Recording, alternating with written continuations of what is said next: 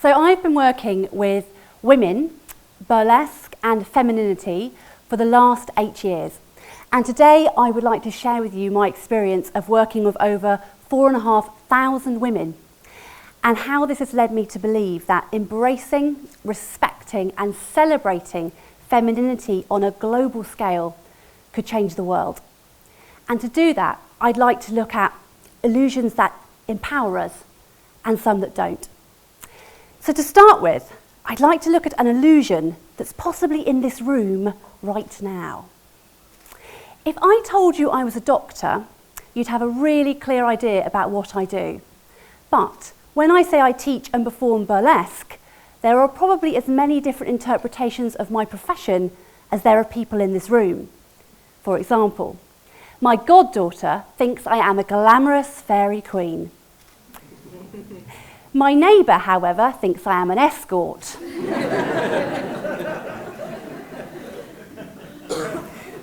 Anton Deck proudly announced on Britain's Got Talent that burlesque is posh stripping. And one of my weirdest experiences was when I had to go and pick up a package from the post office. The post clerk returns with my package and a wry smile. I can see the label of my business is clearly marked on the package. He beckons me to come a little bit closer to the window, and then tapping the word burlesque with his finger, he said, "Nothing wrong with a blue movie or two, quite partial to one myself. Enjoy your kinky boots."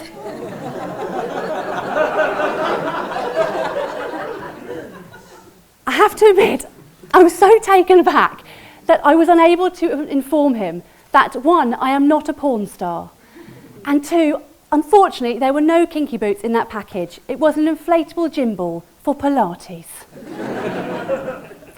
So the illusions I'd like to officially ruin for you right now, before we go any further, are burlesque is not as glamorous as you think, it's not sex work, and Anton Deck, it's got a lot more than stripping. So, the word burlesque means to make a mockery or a satire. And originally it was far more to do with sending up sexuality, gender, stereotypes. Burlesque nowadays incorporates many styles of performance, from the classic striptease with the emphasis on the style and the tease, to theatrical mini-dramas, to modern dance, to comedy. We have boylesque, burlesque, queerlesque, nerdesque, and we continue to explore ideas around gender, sexuality, stereotypes, and how we can present these dramatically. So now I've ruined a few illusions for you, I'd like to invite you to take a sneak peek into my burlesque class, where I'm hoping we can create some more empowered ones together. So in my experience, women come to learn burlesque for one of three reasons. They want to be performers, they want to have more fun, or they want to work on body confidence and self-esteem. And it's in this area that I'm mostly going to be sharing from. More often than not, a woman comes into my studio with an illusion she wants to create. She wants to be the woman in the magazine. She wants to be the woman we're told will be once you've bought the skin cream or the new bag or the new boobs. She thinks there is something wrong with her and she wants to get it fixed.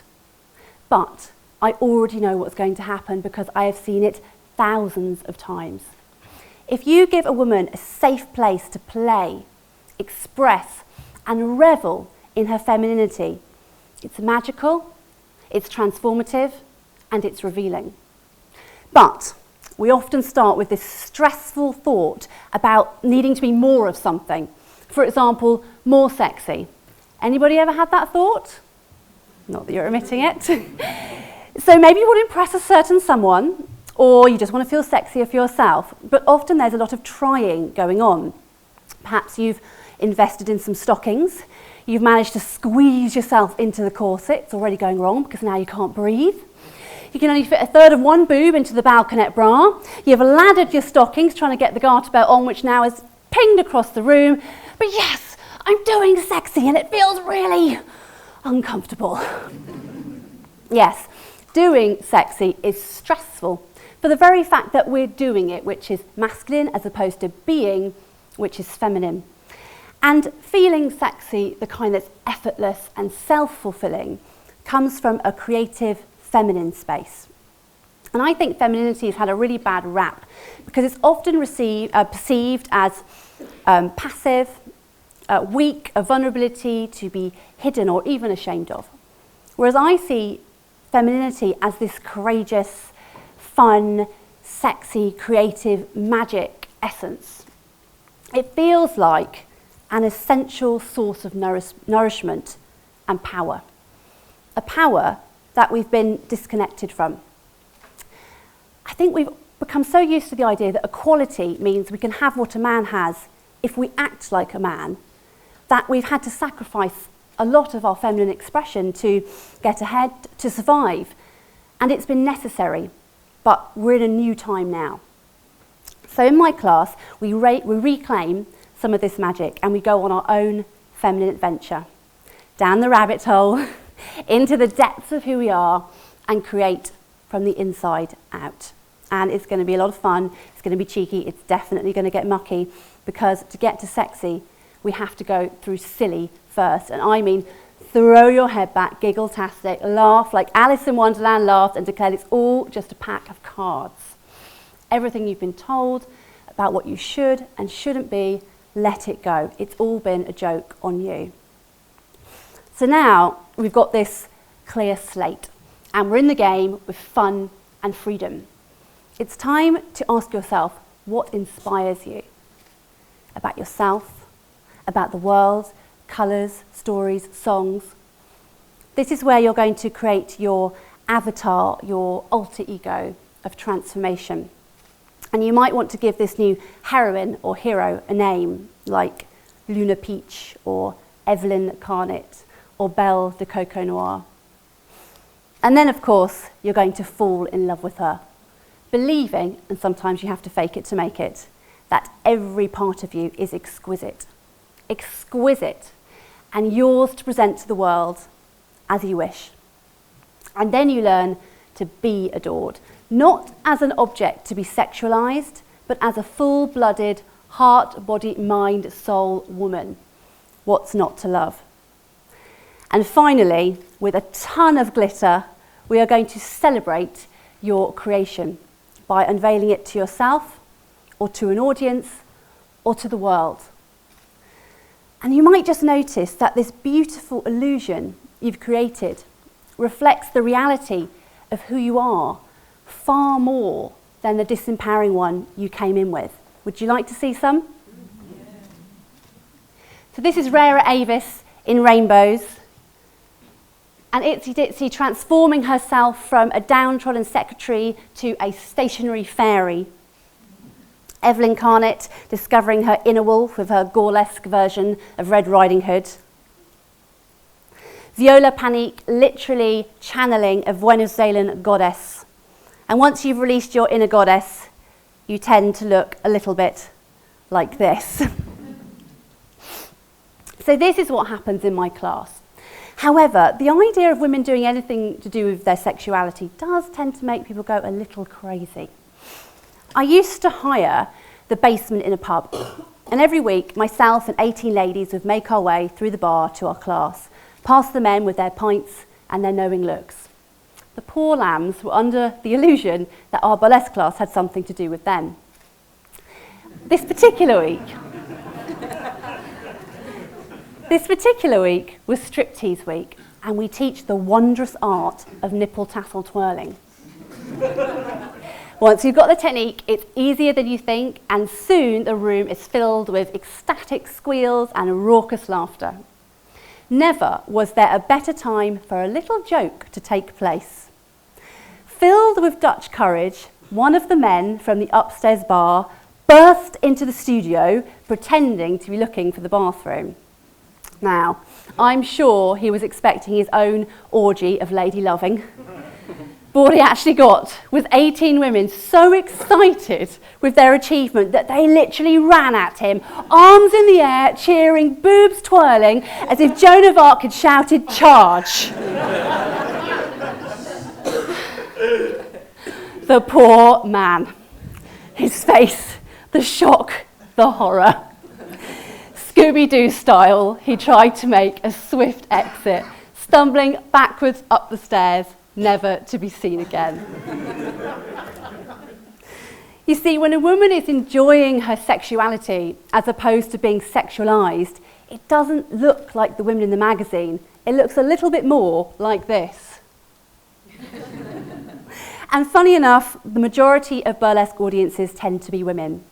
Everyday women who come to see a woman just like you, or just like a woman you know, doing her thing and loving it.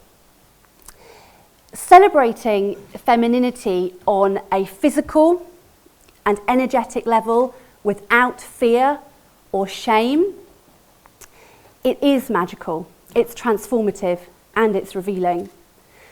When a woman relaxes into her feminine energy, she reveals something much more interesting than nipple tassels. She reveals her true self. And I would love for every woman to have this experience, regardless of whether she ever steps into a burlesque class or not. Because when we can truly respect the feminine and the masculine in ourselves, that's when things are going to get interesting. But we're not there yet. We've been hanging out in masculine energy for a really long time.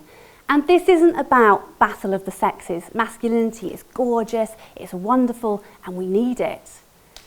But dining out on it alone is not enough anymore. We are starving and we are out of balance. And of course we're out of balance because we're under the illusion that one is more important than the other. All the conversations about what a woman should or should not be doing with her body, all those disempowering opinions come from a much bigger illusion, the illusion that we're all under right now. This illusion dictates to the majority of the world that masculinity is strong and powerful and important, whereas femininity is weak and passive and worth less than. Buying into this illusion results in disempowering and exploiting women and girls and men that are deemed to be too feminine. Our sexuality being distorted and owned. Our contribution to world-changing decisions discredited or unheard. And often if we want to get heard on a world-changing level, we must become more masculine, which robs the world further of what it needs. When femininity is considered less than, we have situations where women and girls are being denied their humanity, from lack of education to forced marriages to honour-based crimes to sex trafficking, to name but a very few. And one that's been in the press a lot recently and that I'm very passionate about is female genital cutting. For those of you who don't know, that involves cutting off part or all of the clitoris and sewing up part or all of the vagina. This is done at a very young age, and it's done to preserve virginity, to prevent pleasure, which is feared would lead to promiscuity. According to the UN, at least 125 million women and girls have been mutilated in this way in Africa and the Middle East since 1989. So maybe we should feel pleased with how evolved we are in the West. However, all these things happen in the UK. And we also engage in the same disempowering illusion of women not being good enough. Not being good enough looks like being bombarded with images of size 0 photoshopped women, endless diet blogs and fitness articles about how to fix ourselves, pornography that promotes a totally unrealistic view of women, what we should be doing and allowing others to do to our bodies. And according to a recent survey, the average age a child now watches pornography in the UK is 11, damaging images which shape how they feel about themselves and what's expected of them. So on the one hand, we are campaigning to end FGM, and on the other hand, we have young girls as young as 13 asking for plastic surgery on their own vaginas because they don't think that they're pretty enough. This type of surgery has risen fivefold in the last 10 years and is most popular with 18 to 24-year-olds in the UK. So if ever there was a way to disempower a woman, start young and attack the very thing that defines her womanhood. So clearly, buying into an illusion that masculinity is more important than femininity just doesn't work. And the crazy thing is, we are all feminine and we are all masculine. To oppress one is to oppress us all. So what if we were under a different illusion? Once upon a time, according to myth and legend, we revelled in our goddessry and our divine feminine. And I love the idea of goddesses because it blows the whole idea of what a woman is supposed to be like out of the window. I mean, there's even a goddess for metalwork. And the divine feminine is the goddess in all of us, symbolising balance, healing, renewal, restoration. Those are things we could really do with right now. So if we were celebrating, embracing, respecting femininity on a global scale, what would it look like? And this isn't a conversation about emasculating or dominating men. This is a conversation about balance. For me personally, when I'm in my masculine energy, I benefit from focus, action, productivity. But if I don't incorporate the listening, the intuition, the wisdom, and the being of my feminine, then I find quite often I'm off course, achieving goals that don't necessarily serve me or serve those around me.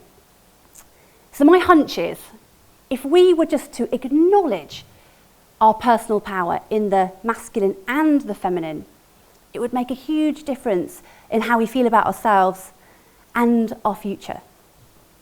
And I think the exciting thing is that it's already happening. So I'm not suggesting a burlesque class will save the world. Although, if we all put on the sparkly nipple tassels, I reckon we could give it a flipping good go. And men are actually very good at nipple tasseling, so don't knock it till you've tried it. Yeah, it might seem weird for me to even be talking about such serious topics with burlesque, but we have to start with ourselves. And the way to shatter a disempowering world illusion is to start with our personal ones. In burlesque, we get the opportunity to play with gender, to have fun with those stereotypes, to re-explore sexuality and create illusions that empower us. So for myself and the 4,500 women I've taught, burlesque has been a really joyous way to reconnect with our feminine power. And I'm willing to bet the more proud, unashamed, self-expressed women there are in the world, the better. When a woman is empowered, she will empower all those around her. And as the writer Rosemary Mahoney said, if you can empower a woman, you can change the world. So I would like to invite you to engage in a conversation of what femininity is for you. Redefine it for yourself. And how embracing, respecting, and celebrating it in yourself and in others could make a difference in your life, in your community, and in the world. At my school we say, bring the glitter, because femininity isn't frightening, it's fabulous. Thank you very much.